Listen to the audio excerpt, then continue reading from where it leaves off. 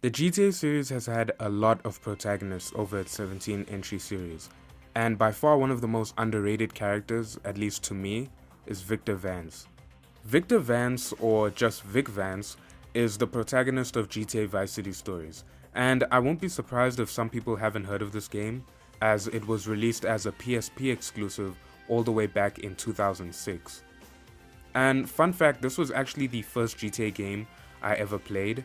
This was my personal introduction to the series, so it's a game that means a lot to me. But today I just wanted to specifically talk about Vic Vance and what makes him the most underrated GTA protagonist. But first, let's get into a little bit of backstory. Now, it's never stated whether Vic was born and raised in Vice City, but his father moved to America from the Dominican Republic and worked as a soldier. Vic grew up alongside his two younger brothers, Pete and Lance, the latter of which makes an appearance in the game, while Pete is only mentioned through dialogue. Their father would eventually disappear from their lives, and as their mother was an addict, she would be deemed too unfit to raise them, so Vic and his brothers were eventually raised by their aunt. Vic's youngest brother, Pete, suffered from asthma, and in order to pay his medical bills, Vic would enlist in the military, eventually getting promoted to the ranks of corporal and transferred to Fort Baxter in Vice City. At Fort Baxter, his superior, Jerry Martinez, would convince him to get involved with the drug dealing business to earn a bit of money. At first reluctant towards the offer, Vic would eventually take on some jobs for Martinez, such as collecting drug packages and being sent to pick up a prostitute. But Vic would eventually be dishonorably discharged from the army due to the drugs being found under his bed and for bringing a prostitute onto the army base. Corporal Vance, would you care to explain why there's marijuana hidden under your bed? And who the Sam Hill is this? Hey, buddy. Listen, I charge more for groups. You brought a whore onto the base? Have you no shame, boy? Are you a moron? Is that it? Drugs, whores, you're out of here, soldier. You're a disgrace! This would lead Vic to fully embrace the criminal lifestyle as he begins working for various criminals and gangs in Vice City's underworld. Eventually, he would be joined by his brother Lance, who comes to visit him in Vice City, and the two of them would begin building their criminal empire. Even after a few forks in the road, Vic and Lance would eventually come out on top at the end of the game, successfully killing Martinez and the Mendez brothers. But unfortunately, 2 years after the events of Vice City stories, Vic would be killed in an ambush set up by Ricardo Diaz in the beginning of GTA Vice City. When it comes to Vic Vance's character, he's definitely one of the more noble protagonists in the GTA series. Now, don't get me wrong, every GTA protagonist is technically a psychotic killer, but Vic is actually one of the few protagonists in the series that portrays some sort of principle throughout the story. From the very first cutscene in the game, we see that Vic is very adamant about not getting involved with the drug dealing business, as he believes it's a bad scene.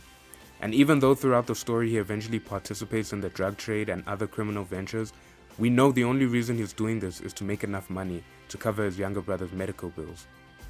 Unlike his other brother Lance, Vic is more hard-working and level-headed, and often unimpressed by the psychotic and foolish nature of the criminals he has to deal with on a daily basis.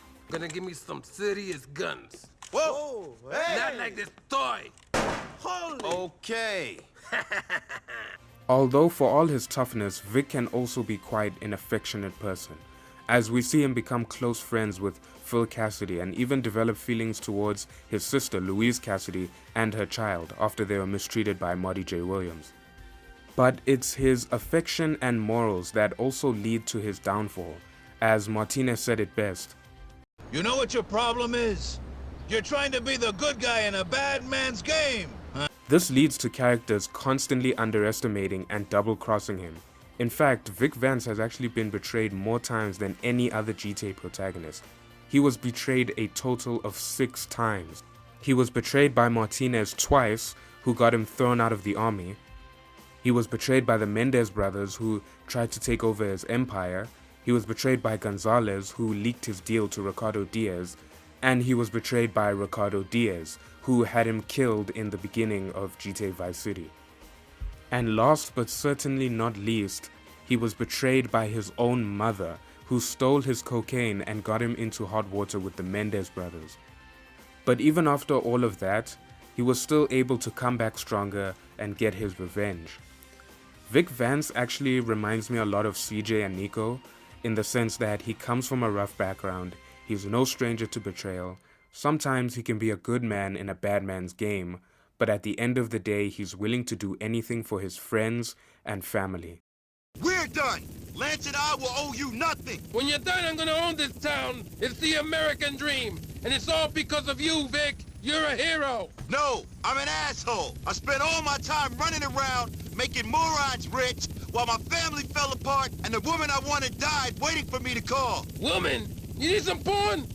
I just got in some crazy donkey porn. You'll love it. I'll be finished with it by the time you get back. I'm not coming back, Diaz. And I'm not doing this for you. I'm doing it for me. Woohoo! Whatever you say, tough guy. I'll see you around. And that's why I think Vic Vance is the most underrated GTA protagonist. But anyways guys, I hope you enjoyed this video and I hope you learned something about Vic Vance. I really like making this video, so if you want me to do more videos on GTA characters, be sure to leave a like, and I'll catch you guys in the next one. Take care.